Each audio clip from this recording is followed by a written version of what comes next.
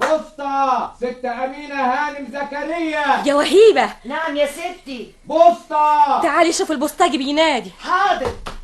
بوسطة أمينة هانم. ايوه جواب مصوبة ومستعجل، تسمحي تمضي عليه؟ وهو انا يا ابني بعرف امضي؟ تعالي يا وهيبة خدي الختم والختمة من عندك في الدولاب هنا. حاضر. ده لازم جواب من توفيق. هو اشمعنى المرة دي بعته مسجر ومستعجل؟ اتفضلي يا ستي، ده باينه من سي توفيق. اي والله من توفيق. عليه طابع فرنساوي. ايه ومين هيقرا لنا الجواب دلوقتي؟ ربنا يسوق سي سامي وست سعاد. اي الساعه بقت 6:30 وزمان السيما خرجت. بينهم جمهم. لا ده مش جرى سامي. اهلا وسهلا ست دولة. اتفضلي. مساء الخير. يسعد مساكي. يا اختي انتوا فين والبوسطجي عمال يزعق عليكم ويقول بوسطه بوسطه وينده ويقول يا امينه يا امينه. خير يا اختي في ايه؟ استلمتوا الجواب؟ ايوه ده جواب من توفيق. ده البوسطجي جايبه بموتوسيكل. ما هو مستعجل. ربنا يحميك لشبابك يا توفيق يا ابن امينه هانم ويرجعك بالسلامه. عشت يا ست دولت. احنا فين وعبال ما يرجع فين؟ ده لسه مسافر ما بقالوش 5 اشهر. وهيقعد كتير في فرنسا يا است امينه؟ البعثة بتاعته 5 سنين ويمكن يقعد اكتر. يا كبدي يقعد يا اختي بعيد عن اهله 5 سنين وزياده، وانت يا اختي عندك قلب يستحمل المرار ده كله. هنعمل ايه يا ست دولت؟ بعثته كده. والنبي بكره يرجع على طول بالسلامه، دكتور قد الدنيا.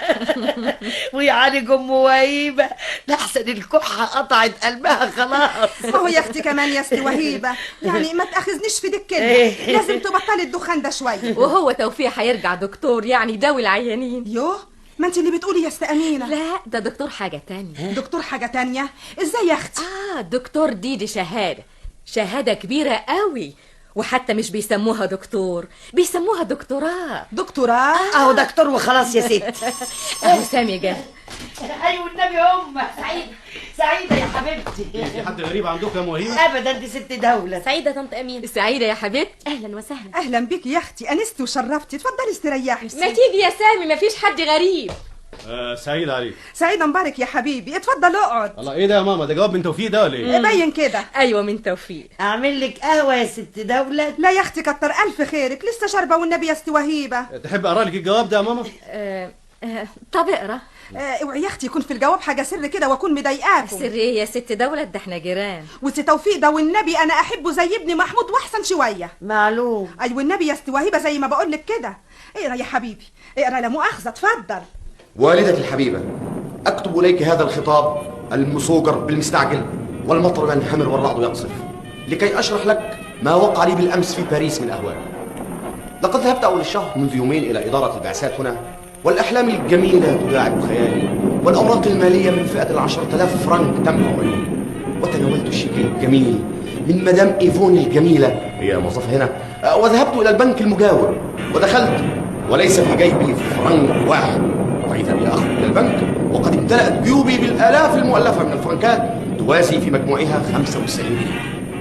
هذا المبلغ هو مرتب الشهر مضاف إليه كسوة الشتاء، ولكن وحسرتاه لقد مضى يوم وليلة ثم جاء صباح يا ليته ما جاء. أتعلمين ماذا حدث في هذا الصباح؟ لقد اكتشفت أني سرقت في الليلة السابقة في مكان ما بباريس، وأن الآلاف المؤلفة من الفرنكات قد ذهبت إلى حيث لا يعلم البوليس الفرنسي نفسه. إنها مأساة شتوية، فأكدونا من فضلكم لا أراكم الله فلسا في باريس. تحياتي إلى أخي وإلى زوجته ومهيبة والجميع.